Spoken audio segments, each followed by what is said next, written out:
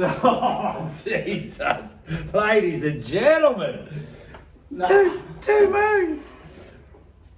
How are you, folks? Jamie here. Welcome to JMTTv and the Pure Jamie Milne podcast. This is episode number 40. And you all got a sneak peek on my 23-year-old's backside.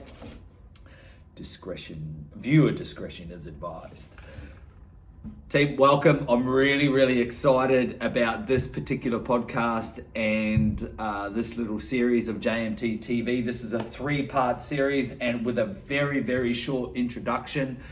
Those of you that have been following Wairua Spirit or Jamie Milne Training, you would see that recently I'd embarked on a super challenging yet somewhat delightful adventure with the filming of Wairua 3.0, which is down in Port Macquarie at the Elephant Trail Race 200 kilometer ultra marathon.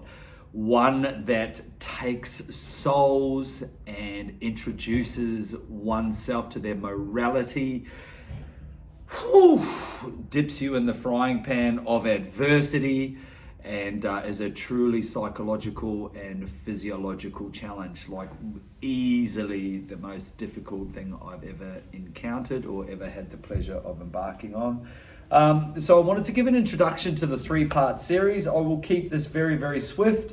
The overall narrative is what, and an overall takeaway, I should say, the biggest thing I learned, the greatest experience I had in education and take home from the Elephant Trail Race and Wairua 3.0 was the overwhelming teachings of the Locus of Control. So in the world of psychology, the Locus of Control is basically what we can control in our human experience, which is basically everything internally. So what we make things mean, our experience, the language that we use, the way we think, the way we allow ourselves to feel, and therefore the choices and decisions that we make, basically the result of what we can control. So that is the internal part of the Locus of Control.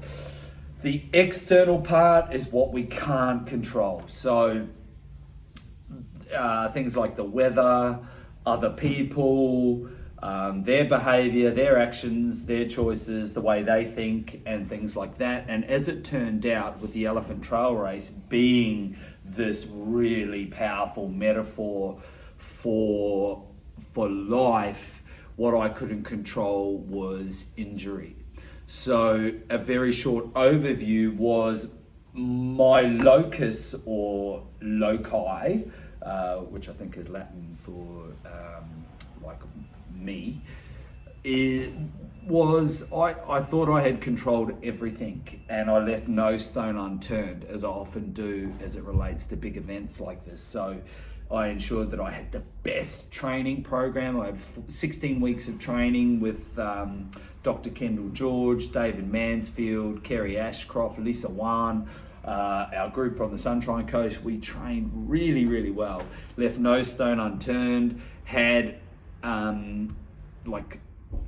splendid nutritional lead up. So all my food was on point, training for performance. And even like logistically, everything at work, here within the gym, and within the mind gym. So basically left no stone unturned. And even in the event, amazing support crew, like the best support crew you could ever wish for, best supplementation, race day psychological tools, had trained on the course 4 times, made the drive down. So you can see where I'm going with this. I could go on and on about all these things that I thought I could control. And then one thing that was taken out of my hands was a torn medial meniscus. So, and then what happens then? Like, it's not quite the hero story. You know, you think about the Rocky movies, you think about Star Wars, you know, there's this guy or girl, they're the underdog, they go through the adversity, they go to war on themselves or others, and then they get the chocolates. They get to bring home the chocolates. But essentially for me and my experience, which was a dichotomy of Wairua Spirit Part 1, where I went to Hawaii and brought home the chocolates, this time there was no chocolates. So what happens next is really interesting, because essentially I feel we can't win at everything, can we? And it's a bit of a perceptual thing.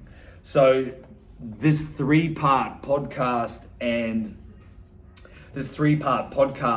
blog, there's going to be three key takeaways for the reader and the listener. And one is enabling people to understand at a deep neurological level what you can control.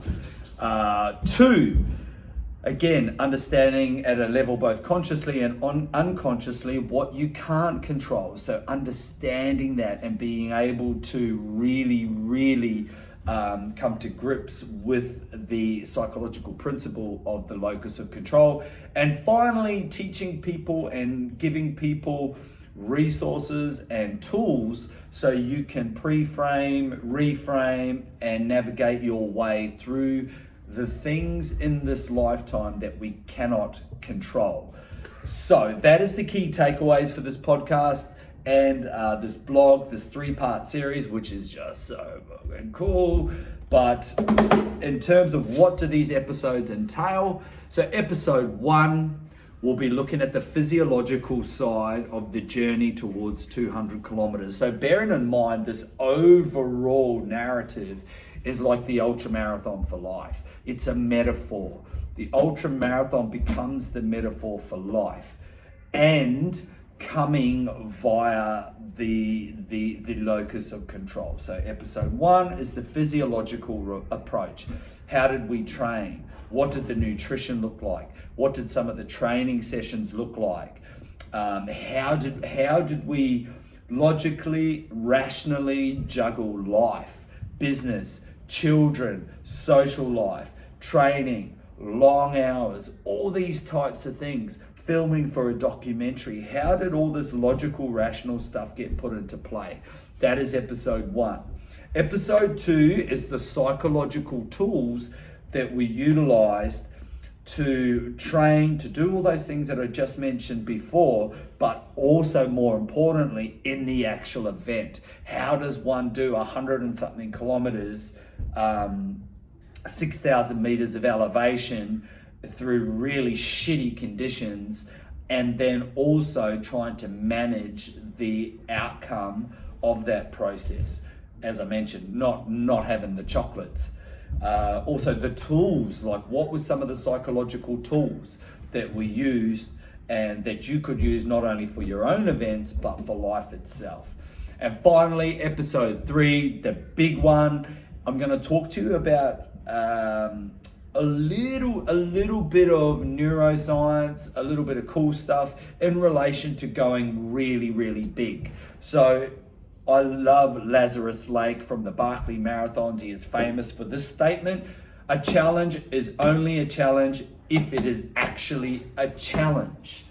So many of us set the bar really low and we kick that shit all day long. Some of us are too afraid to set the bar really high. 1, we don't know how to do it and get there. 2, we don't have the tools. Sometimes we've got some limiting self-belief shit, like I'm not good enough, I'm afraid of stuff, I got low self-worth, so therefore we don't set the bar too high. We just hang out down here in mediocrity. And if we know in terms of evolution and life, we are here for only half a second.